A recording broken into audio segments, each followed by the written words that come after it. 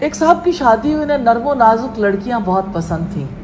انہوں نے شادی کی تو ایک ایسی عورت سے شادی ہو گئی جس کے ہاتھ پاؤں بھی بڑے بھاری بھاری تھے اور قد کاٹ والی عورت تھی.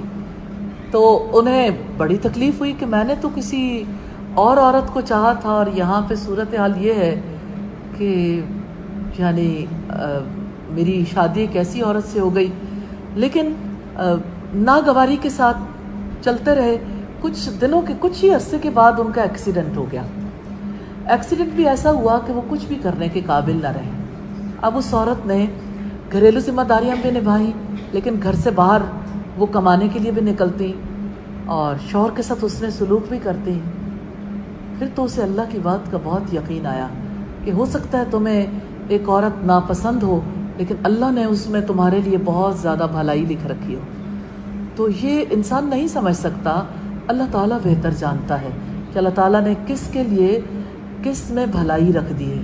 اس لیے کبھی نکاح کے بعد عورت کو کراہت کے ساتھ اپنے ساتھ نہیں رکھنا چاہیے، اس میں خیر کے پہلو تلاش کرنے چاہیے. ایک خاتون نے مجھ سے کہا کہ میرے ہسبینڈ جس وقت اپنے لیے ڈریسز لے کے آتے ہیں تو ایک ایک شرٹ اتنی قیمتی ہوتی ہے، اتنے قیمتی پرفیوم، ہر ایک چیز انتہائی خوبصورت، انتہائی ان کی چوائس اچھی ہے، لیکن جس وقت ہمارے لیے لینے کی باری آتی ہے تو ہم شاید 20ویں کیٹیگری میں بھی نہیں آتے جس نوعیت کے وہ اپنے لیے چیزیں پسند کرتے ہیں.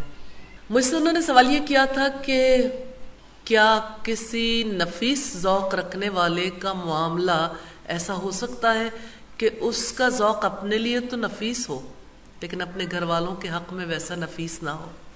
تو یا رسول اللہ صلی اللہ علیہ وسلم کی حدیث سے یہ پتہ چلتا ہے کہ جب تم پہنو تو اسے بھی پہناؤ، جب تم کھاؤ تو اسے بھی کھلاؤ، یعنی اپنے برابر کا سمجھو. جو کچھ اپنے لیے پسند کرتے ہو اس کے لیے بھی پسند کرو. اور کتنا انصاف ہے نا، اور اس انصاف کی جزا کتنی بڑی ہے. الحمدللہ رسول اللہ صلی اللہ علیہ وسلم نے فرمایا آدمی اپنی بیوی کو جو کچھ دے گا وہ صدقہ ہوگا، جو کچھ بھی دے گا. وہ رب کتنا مہربان ہے کہ ایک مرد کے دل کو کس طرح سے عورت کے لیے خرچ کرنے کے لیے تیار کیا ہے کہ آپ دو گے وہ آپ کی جانب سے صدقہ ہو جائے گا. آپ کو بیوی کا حق ادا کرنے کا بھی اجر ملے گا، لیکن اللہ تعالیٰ آپ کو صدقے کا ثواب دے گا. دوسری اہم بات یہ ہے کہ بیوی کو جو حق حاصل ہے کہ بیوی کو وقت دیا جائے. نارملی آپ دیکھیں کہ بیوی کے پاس وہ وقت ہوتا ہے جس وقت میں شوہر موبائل پہ باتیں کرتے رہتے ہیں یا ٹی وی دیکھتے ہیں یا یہ ہے کہ فیس بک پہ لگے ہوئے ہوتے ہیں، یا یعنی اس دوران ایون اب کھانا بھی محفوظ نہیں رہ گیا. اور یہ لیے ہمیں اپنے گھروں کی طرف توجہ کرنی چاہیے، جس کی وجہ سے بہت زیادہ تکالیف پیدا ہو رہی ہیں. کہ آپ کا ناشتہ ہے یا رات کا کھانا. نارملی لنچ پہ لوگ کم اکٹھے ہوتے ہیں، لیکن لوگ کھانا کھانے بھی بیٹھتے ہیں تب بھی موبائل نہیں چھوڑتے، تب بھی یعنی دماغ کہیں اور ہی الجھا ہوا ہے. تو کچھ اوقات میں پابندیاں لگانی بہت زیادہ ضروری ہیں کہ آپس کے تعلقات تو پھر ختم ہو جائیں گے. آپ امیجن کریں کہ جو بالکل قریب بیٹھے ہوئے ان سے کوئی تعلق نہیں اور یعنی سینکڑوں میل دور بیٹھے ہوئے لوگوں کے ساتھ تعلقات رکھنے میں انسان اتنا کانشیس ہے کہ کسی نے کیا پوسٹ لگا دی ہے، اس وقت کیا ہو گیا. تو کچھ بھی نہیں ہوگا اگر آپ کھانا کھا لیں گے اتنی دیر میں، دنیا میں کوئی بہت بڑی تبدیلی نہیں آ جائے گی، اور اگر آ بھی گئی تو کوئی بات نہیں، بعد میں کوپ کر لیجیے گا. سیدنا ابن عباس فرماتے ہیں میں اپنی بیوی کے لیے آراستہ ہونا پسند کرتا ہوں. میں چاہتا ہوں کہ اپنی بیوی کے لیے بنوں سنوروں جیسے میں یہ چاہتا ہوں کہ میری بیوی میرے لیے بنے سنورے. ارباز بن ساریہ رضی اللہ تعالی عنہ سے روایت ہے، رسول اللہ نے فرمایا جب آدمی اپنی بیوی کو پانی پلاتا ہے تو اسے اجر و ثواب ملتا ہے. میں یہ حدیث سن کر اٹھا، اپنی بیوی کو پانی پلایا، پھر اسے حدیث سنائی. بہت ہی پیاری حدیث ہے. کتنا سادہ ہے ہمارا دین، کتنا آسان ہے اور کتنا زیادہ انسانی تعلقات میں خوشگواریت پیدا کرنے والا ہے.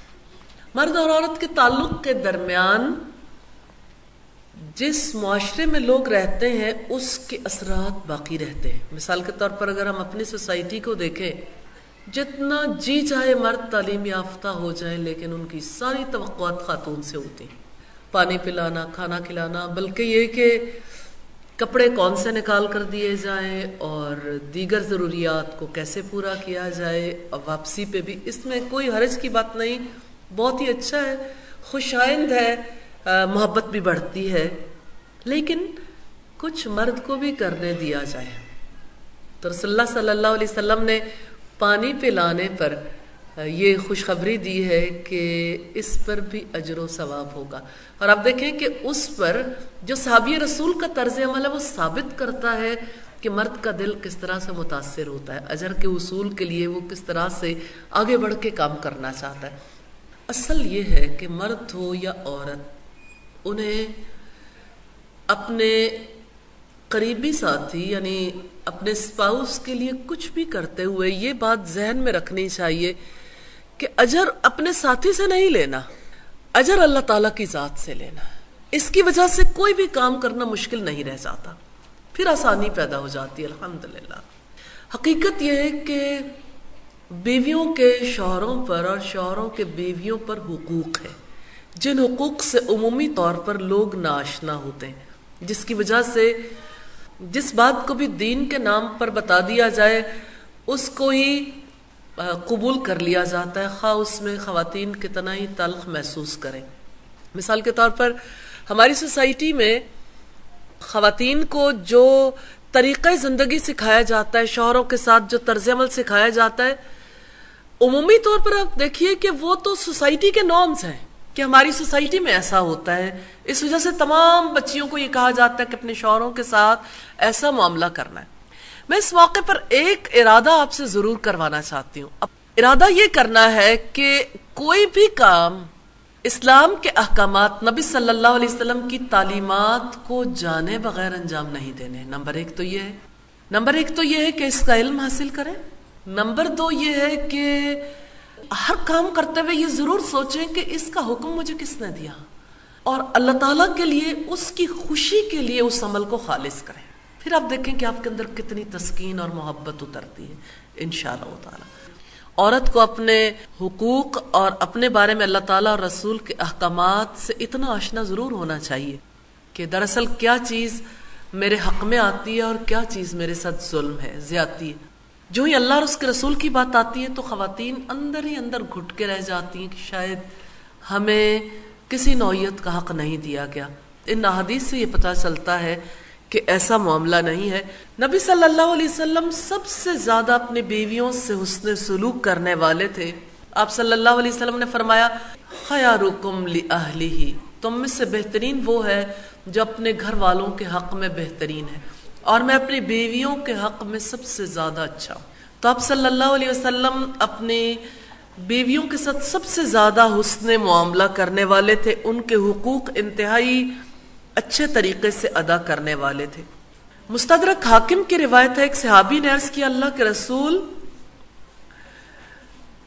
کسی کی بیوی کا اس پر کیا حق ہے؟ فرمایا جب تم کھاؤ تو اسے بھی کھلاؤ، جب تم پہنو تو اسے بھی پہناؤ، اور دیکھو اس کے چہرے پر مت مارو اور اس سے بری بات مت کہو، اور گھر کے علاوہ کہیں اسے تنہا نہ چھوڑو۔ انصاف کرنے والے قیامت کے دن اللہ تعالیٰ کے دائیں ہاتھ ہوں گے، اور اللہ تعالیٰ کے دونوں ہاتھ دائیں ہیں، نور کے ممبروں پر ہوں گے۔ یہ وہ لوگ ہوں گے جو اپنے ذمے سونپے گئے کاموں اور اپنے گھر والوں کے ساتھ اچھا برتاؤ کرتے تھے، جن کو رب العزت کی جانب سے نور کے ممبروں پر بٹھایا جائے گا، ان کی عزت افزائی کی جائے گی۔ اس کا ایک سبب گھر والوں کے ساتھ حسن سلوک ہے۔